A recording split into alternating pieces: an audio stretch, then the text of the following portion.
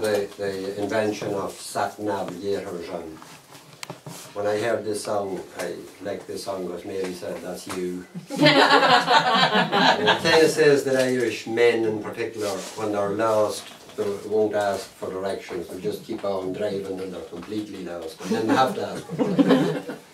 They don't like asking for directions because when they stop to ask for directions, the people usually just want news of them, and they say, "What would you be going up there for?" or "Who do you know up there?" or "What's taking you there?"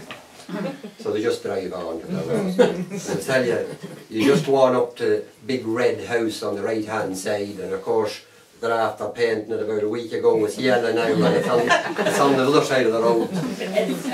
So this is called directions. If you don't know where you're going and you think you've lost your way, I hope you'll stop and listen now to what I'm going to say. For I lost me way to Ballymastray on a day I'll not forget, and I had to ask directions of everyone I met. When me trouble really started at the crossroads, I suppose, when I met a man coming out of his shop with smoke coming out of his nose. He leaned onto my window like a man had time to spare, and through the smoke I heard him say, "Well, you're a stranger here. But you see that road in front of you that's forking to the right? Whatever you do, don't take that road or you'll drive around all night. No, you just keep on going till you come to a pub called Pat's. Drive straight around the corner and ask anyone after that." Well, I drove myself around the bend and I didn't see a soul, till I met a man with a bicycle. He was wheeling a bag of coal. His face was slightly swollen and his back wheel slightly flat, but I knew I had to stop and ask. I was lost, and that was that. "Could you tell me the way to Ballymastray? Could you give me the price of a beer?" I handed him over a couple of bob, for I thought the deal was fair.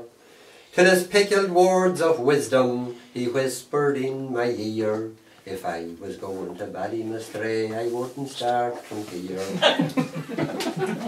Oh, a woman tied to a little dog next heard my appeal. As she leaned on my window, the dog leaned on my wheel.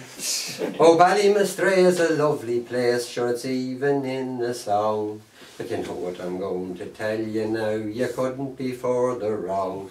You see, you came across the river and you really had no call. In fact, you shouldn't have crossed the bridge at all, at all, at all. Now the dog had reached my fourth wheel when I got the car in gear. Says I, "I'm getting out of here in case he finds the spare."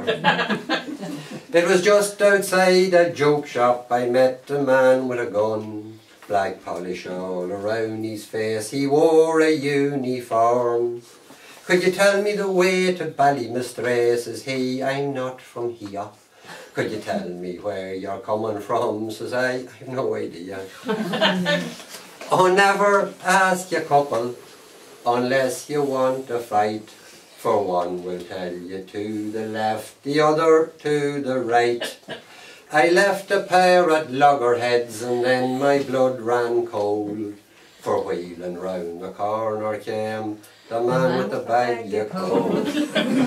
"Oh, now you're rightly lost, me boy, and you've only yourself to blame. You started up and you drove away, I was trying to explain. But I'll tell you now for nothing, if you take me and me load, I'll show you the way to Ballymastray, it'll not be off your road."